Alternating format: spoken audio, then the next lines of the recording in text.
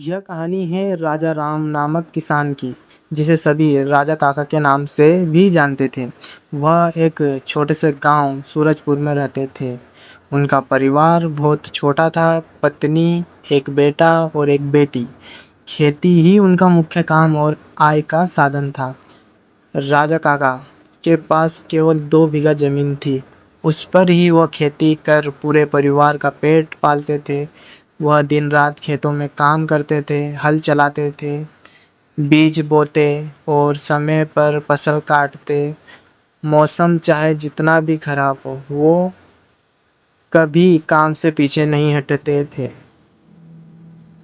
एक वर्ष गांव में भयंकर सूखा पड़ा। आसमान जैसे रूठ गया हो। ना बादल आए, ना बारिश हुई।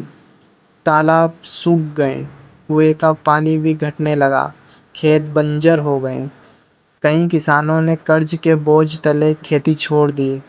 कुछ गांव छोड़कर शहर चले गए। राजा काका के पास भी कोई विकल्प नहीं था, लेकिन उन्होंने हार मानने से इनकार कर दिया। वह कहते हैं, धरती माँ अगर परीक्षा ले रही है तो हमें मेहनत से उसका उत्तर देना चाहिए। राजा काका ने गांव के एक पुराने सूखे कुएं को साफ करवाने का निश्चय किया। गांव वालों ने कहा, इसमें पानी नहीं आएगा, अपना समय बर्बाद मत करो। लेकिन राजा काका ने कहा।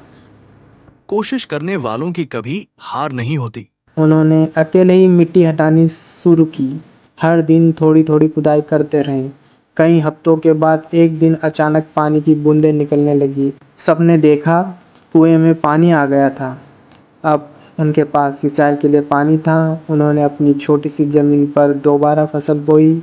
अपनी मेहनत और समझदारी से उन्होंने कम पानी में उगने वाली दालों और सब्जियां लगाई।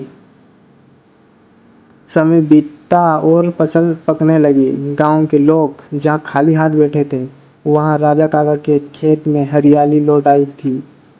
उन्होंने केवल अपने लिए नहीं, बल्कि गांव के लिए भी उम्मीद की किरण जगाई थी।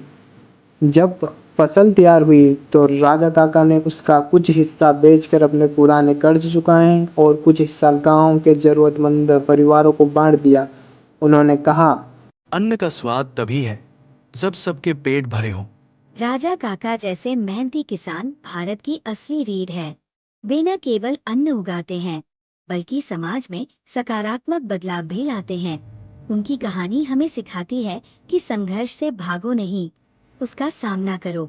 मेहनत का कोई विकल्प नहीं होता और सच्ची लगन से किया गया हर कार्य एक दिन सफलता जरूर लाता है।